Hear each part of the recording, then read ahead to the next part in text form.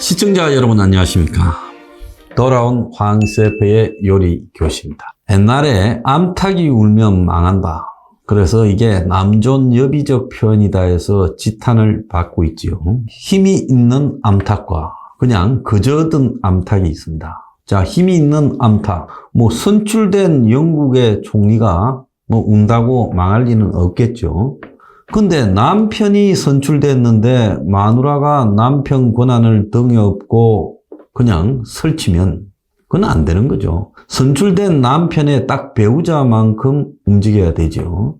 자, 옛날에 보면 이 식당을 하는데 거기 이제 바지 사장을 앉혀놓고 식당을 하는 집들도 많습니다. 큰 그 고급 요리집 같은 경우에는 그 셰프가 사장이라고 하고 또 무슨 회사가 뒤에 법인으로 있고 이런 데는 보면 실제로 사장은 유명 셰프 바지고 이런 사업에 돈을 대어서 키워가지고 프랜차이저 팔고 이러는 사람들이 합니다. 그런데 지가 실제 어쨌든 법적으로 사장도 아니고 그 다음에 식당을 책임지고 있는 사람도 아니면서 수시로 와가지고 사람들 데리고 와서 지 식당인 것처럼 자랑하고 그리고 VIP석을 점거해서 떠들고 사진 찍고 이러는 자신의 위세를 가시하기 위해서 그러는 사람들을 제가 좀 봤습니다. 그런 식당은요, 프랜차이즈를 만들어가 팔아먹기는커녕 금방 망해버립니다. 몇 달 뒤에 문 닫아요. 그래서 이 호가호의라고 할 수 있는 부분이죠. 한국의 대체로 보면 지금 김건희를 비롯해서요, 역대 영부인이라는 사람들 중에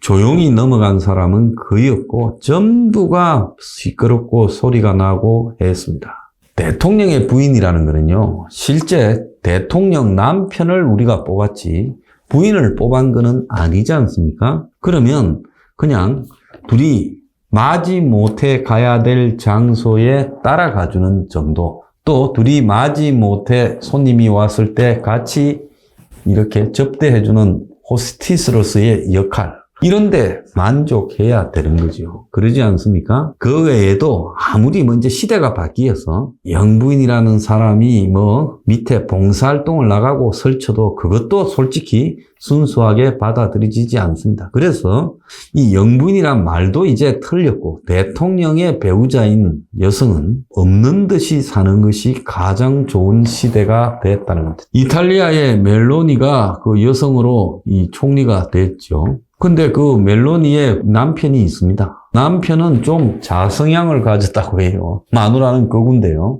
그런데 그 남편이 지금 인터뷰한 내용을 보니까 그 총리궁에 들어가서 살지 않겠다. 총리궁이 몇천 평이 되는 모양이에요. 이탈리아는 옛날에 전통이 있으니까. 근데 거기 큰 집에 애들을 데리고 들어가서 어떻게 살아란 말이냐.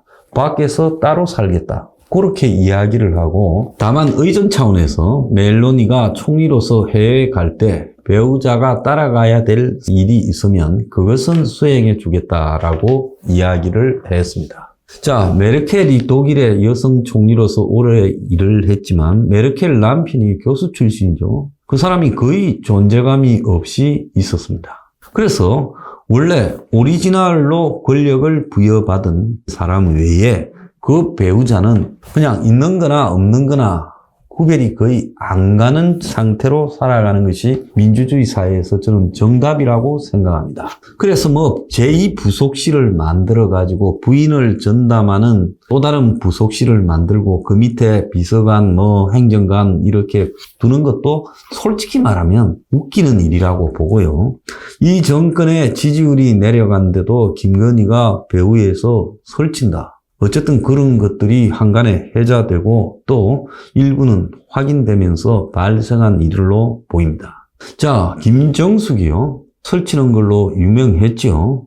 문재인이 가난했고 김정숙은 부자였고 가난한 법대성 문재인에 대해서 경희대 음대를 다녔던 김정숙 부잣집 정미소 집안의 딸이다. 이렇게 소문이 났죠. 그거는 그거고 어쨌건 두 사람 사이의 관계를 보면 문재인이 평생 꼼짝하지 못하고 김정숙이한테 휘둘려 살았던 것은 거의 사실로 보입니다. 과거에 기가 상당했던 노무현 전 대통령도 권양숙 씨한테 많이 휘둘렸지요. 그렇지만 권양숙 씨는 김정숙만큼 대외적으로 화려한 옷차림과 설치는 모습을 보여주진 않았어요. 우리가 김정숙을 볼 때 저거 사고 친다라고 싶었던 것은 그의 친했던 친구 손혜원입니까? 손혜원이가 설치고 다니다가 사고 친 모습, 또 더 나아가서 공적인 자리에서 김정숙이 흔한 말로 나댄다는 해외 방문해서 시아의 말춤 노래가 나오니까 같이 춤을 추는 모습이라든지 라오스 공항에서 귀국할 때 문재인하고 싸움이 좀 있었다. 그런 소문이 돌아다녔죠. 조국 문제를 놓고 그랬다라는 소문도 있었습니다. 그래서 공항에 의장대가 도열해 있는데 먼저 혼자 앞서서 와버리는 모습, 또 각종 행사마다 화려한 옷들을 입고 다니고, 그래서 그 옷값이 얼마다, 보석이 얼마다라는 지적이 있었죠. 그런 지적의 배경에는 박근혜 전 대통령이 입고 나왔던 옷들, 그런 문제들을 집요하게 당시 야당이든 민주당이 지적했고, 그러다가 급기야는 최순실의 의상실 문제가 터지면서 박근혜 전 대통령이 몰락하는 주요한 하나의 계기도 되었습니다. 자, 남을 그렇게 해서 끌어내렸다면 적어도 자신은 그런 측면에서 같은 구설수로는 오르지 말아야 되죠. 박근혜의 옷은 최순실 의상실에서 만드는 거라, 사설 의상실 옷. 그 비싸봤자 얼마 하겠습니까? 그런데 정작 골 때리는 것은 김정숙이 입고 다닌 옷들이 예사로운 옷들이 아니고 그 가격이 굉장히 고가였지요. 얼마 전에 이재명의 부인 김혜경이가 입고 다니고 들고 다닌 백들이 보통이 아니라는 이야기도 한간에 회자됐고, 또 윤석열 부인 김건희도 또 예사롭지 않은 옷들을 입고 다니고 보석을 하고 다니다가 빌린 거니, 저는 참으로 이해하기가 어려운 게요. 대통령의 권위와 힘이 생기면 그것이 마누라 힘입니까? 아니에요. 대통령 혼자한테 힘을 실어준 겁니다. 자, 이번에 김정숙의 터진 사건, 그건 우리가 그럴 것이다 추측했던 문제가 확인된 겁니다. 2018년 11월에 김정숙이 공군 2호기를 타고 가야국 허왕우가, 그 사람이 인도에서 왔다 해가지고 그 허왕우 공원을 인도에 만드는데 인도 정부의 초청이라고 간다 그랬어요. 그때 제가 뉴핑에 이걸 아이템으로 해서 굉장한 비판을 했습니다. 대통령 부인이 혼자서 외국에 왜 가냐? 현지 대사를 보내거나 공무원들 중에 누구를 보내도 충분한 일을 그걸 갖다 굳이 대통령 부인이 거기 가는 거냐? 타지마할이나 인도에 관광하러 인도 가서 좀 어깨 힘주려고 가는 거 아니냐? 이런 비판을 제가 했지요. 근데 시간이 지나니까 확인이 되었어요. 최근 김정숙의 버킷리스트 해가지고 굉장히 시끄러운 일이 지금 있죠. 스웨덴 갔을 때 그 오래된 관광도시 베르겐을 가가지고, 그리고 베르겐 그 언덕바위에 있는 솔베이지의 노래 그 작곡가 그레이그의 집까지 방문하고, 또 그 G20 간다면서 체코에 총리도 없는데 그 체코를 굳이 둘러가가지고, 자, 한국에서 아르헨티나 가는데 미국 둘러서 가지 유럽 체코 둘러서 가는 게 정상입니까? 또 체코의 프라하 성에 가가지고 또 뛰어오면서 팔짱 끼는 오지랖까지 벌렸지요. 그리고 이집트 가서는 피라미드니 어쩌니 이야기까지도 있었습니다. 그런데 당시 인도 방문할 때 총리가 한국의 김정숙을 별도로 초청했다라는 희한한 발표가 있었어요. 참으로 괴이했습니다. 7월 달에 갔는데 넉 달 뒤에 대통령 부인만 초대하는 인도 모디 총리는 정상이냐? 자, 이상한 일이 지금 생겼다고 다 봤지요. 그런데 지금 밝혀지기로는 인도가 허황우 공원 착공식을 하면서 한국의 문화관광부 장관 도종안을 초청해 뽑대. 흔히 그렇게 하지요. 양국 간의 관계에서 어떤 중요한 행사가 벌어지면 보통 장관을 초청하면 장관이 바꾸면 현지 대사가 되오고 그렇게 가는 게 형식적이죠. 그런데 인도 총리가 한국의 문재인 대통령을 또 초청했고, 갔다 온 지 넉 달 만에 또 초청을 하는 것은 서로 간의 외교 관례에도 맞지 않습니다. 그래서 대통령이 갈 수가 없어 영부인 대신 간다는 것처럼 했겠죠. 그래서 다들 국민들은 그래 알았을 겁니다.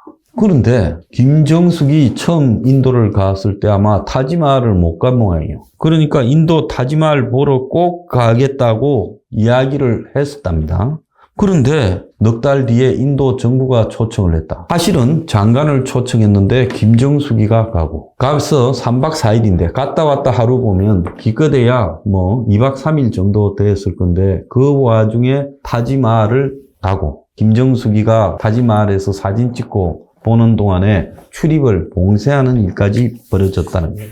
자, 그런데 이런 거를 한국정책방송원이라는 KTV라는 데서 마치 김정숙이가 국빈급 의전 대접을 받았다고 올리는 바람에 출입까지 통제했다는 사실이 널리 대중들에게 알려졌다는 겁니다. 거기에 이 공군 2호기가 사용되고 그래서 거기에 또 4억 원의 예산까지 투입됐다는 거예요. 예비비용.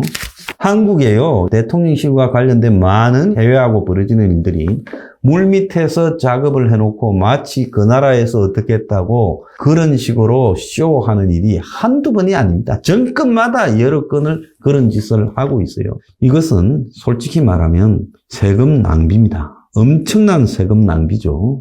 허황우 공원 개장식 정도면 주 인도 한국 대사가 가도 충분한 수준이죠. 그래서 그런 정도라면 아무런 비용 없이 진행이 되었을 건데 4억이라는 비용을 들여서 혈세를 낭비하면서 자신의 관광을 대신한 거. 지금 이 일뿐만 아니라 김정숙이 입고 다닌 옷이 특수활동비로 산 것 아니냐는 부분에 대해서도 지금 제대로 답을 안 하고 있고 공개할 수 없다고 하고 있습니다.